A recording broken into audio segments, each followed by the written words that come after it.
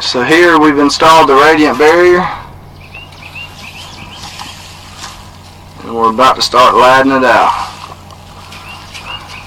Like working on a mirror.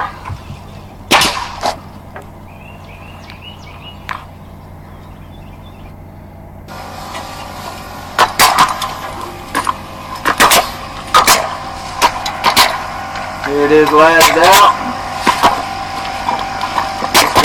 Not to do on the roof.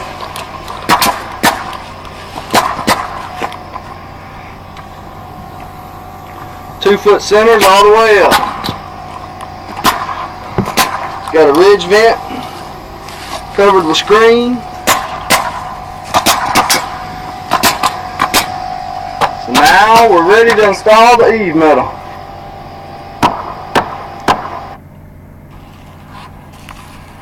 Here's the front side, all the full panels.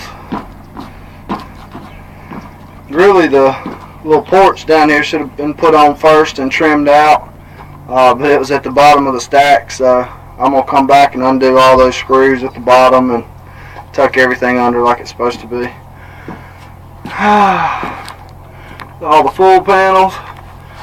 Notice at the top of each panel we have the flat folded up, keep any blowing rain from blowing up in and just dropping straight in that ridge vent. Down here we have the transition metal in the porch. Notice the ribs line up how it should be. Got some of the ridge cap down.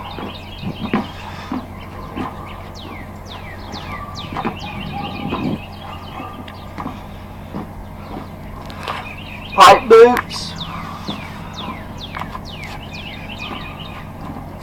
Notice this ridge cap is missing. Gable trim, I mean.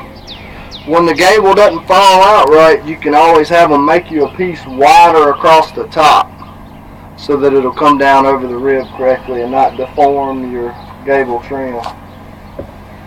But that's her. I'll do one more video when we complete it.